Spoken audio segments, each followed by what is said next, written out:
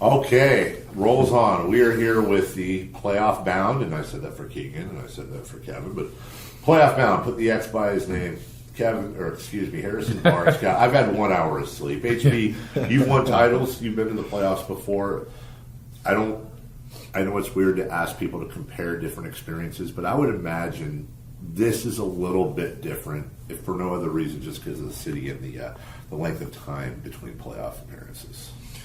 Yeah, absolutely. I think when I first made the playoffs my rookie year, no one really gave us a shot to make it. We kind of fell into the 6th seed, and we had a lot of fun doing it. I think what makes this situation much different is a long drought history. Just in my little tenure in Sacramento, obviously there's been a lot of turnover, a lot of change. And I think just everything kind of coming together the way it did, people expecting us to be a play-in team or just barely, get over the hump. Towards the end of the season, maybe shake it up to, having home court, I think is, it's a special experience. Why did it work? Why did this group, why did this all get to this level of success? I think it's really just putting your head down and just being able to work regardless of the outside noise. I mean, there wasn't a crazy expectation that was going on with us. When we started off 0-4, it was, this is who they're supposed to be.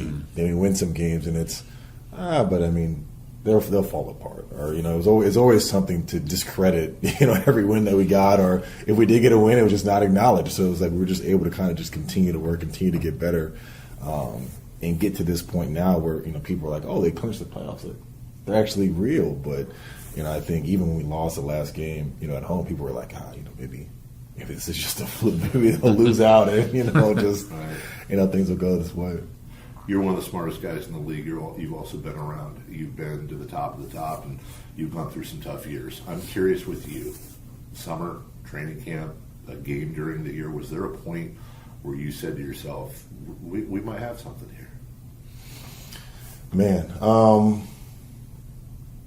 going to say I think it's funny because it kind of coincided with when Light the Beam started. And I think during that run, I started just to see we had something. I think on every good team, you kind of just, you have a vibe, an emotion where you say, okay, I think the way that we're able to win games, we can replicate this. I think there's something here that there's a fight, there's a perseverance that we can go and we can win games this season. And I think like during that stretch, that's when I think, for me at least, and I think for the group, it was like, okay, we can be a good basketball team.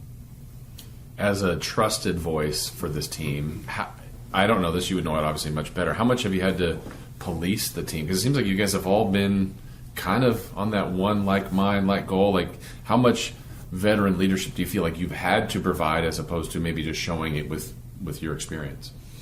I think for me it's just, trying to just stay poised and stay calm. I think there's a lot of times, whether it's in specific games where we've, things have gotten chaotic or in maybe stretches of periods of time, but I think it's always reminding ourselves of like, you play 82 games.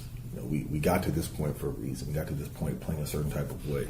Now, mind you can always get better and critique your play, but I think there's a level of standard a performance that we have now where we can say, like, look, we're not playing to our level. Whether it's the first half against this team, whether it's, this 8 minutes, whatever it is. And I don't think, in years past we necessarily had that as a group and held to that. Harrison, I'm going to ask a question and follow up because it's going to sound funky. My question is, why don't you guys play better defense? But my follow up is, because there are stretches where you guys clearly play really good above average defense, and then there's lulls. So I'm really asking, is it a mental thing? Is it the offense takes too much energy? I don't know, because it certainly seems like the talent and drive is there on the floor at times.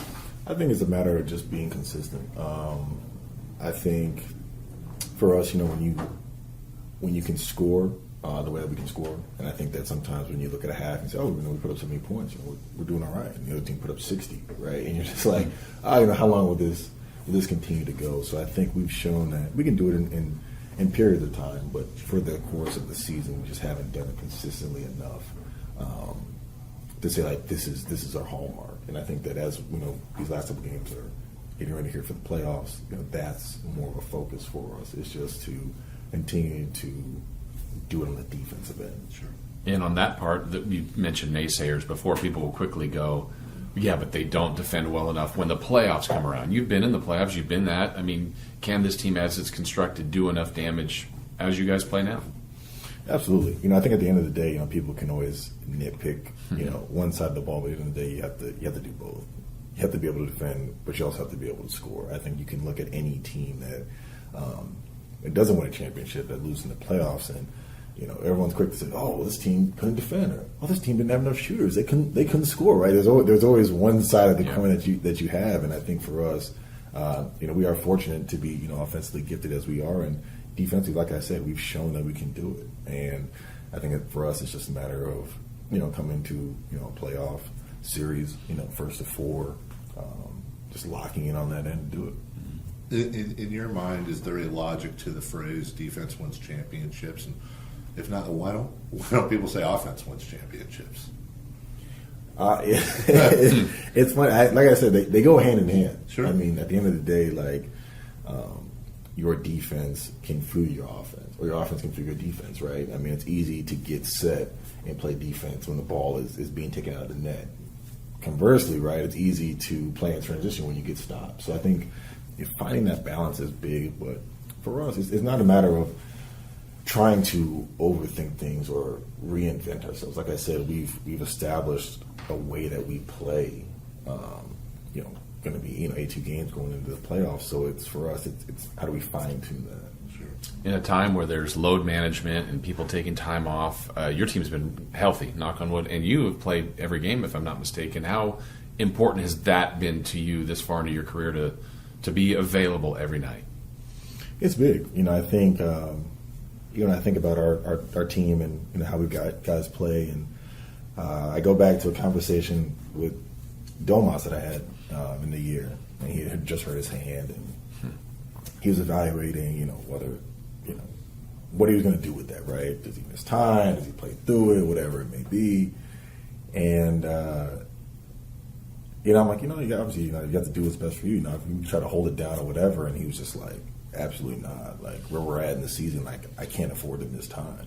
And I think, that just embodies, that's one example, but I think that it just embodies, everybody on the team who's fought through something to be out on the floor. There's not a lot of things that always, make it to the media and things like that, but I think that as a team, everyone has taken the collective sacrifice to say, I'm going to push through to be out here for my guys, even if I'm not 100%, even if I'm not, whatever. People might say, oh, this guy, he's not shooting well, he's not doing this in the third, but as a team, I think we have a level of respect for each other to say, like, if this guy's going to be out here, if this guy's going to do this, if this guy, can barely make it through shoot around and try to play tonight, then I'm going to do my part, whenever it's time to step up. Last thing for you, they did clinch the playoffs. I noticed you have a lot of facial hair, and I'm wondering, I know this was last year, but will there be shaving in your future, or are you going to keep a playoff beard going? Coming back from All-Star break, me and Terrence Davis were talking, and he's like, man, I'm just going to try to just rough it out. And I said, I'm only going to do one cut after All-Star break until we clinch. But I didn't want to say it to the media because obviously last time we did that, COVID hit, and then it just got nasty. Right. But we noticed. We were wondering. Yeah. No. So it was. And like I said, that's a great feat. But my goal still for this group is still 50 wins. Sure. That was something I felt like, if you can get 50 wins in this league, I think that's an amazing, just an amazing step of where you're at and what to do. I think we can look at a guy like Tim Duncan and all of the attributes and accolades that he got. I think one of the most impressive things he did was all those years of 51 seasons. Yeah. And I think, us being, close to that, is just a great goal. And so if we do that, I'll probably shave the next day. That is, that's the man. You want to talk about veteran leadership, you're hearing it right there. Kind enough to join us. Harrison Barnes, we know you got stuff to do today. We appreciate it, yes. And good luck on the rest of the season. Appreciate it, guys.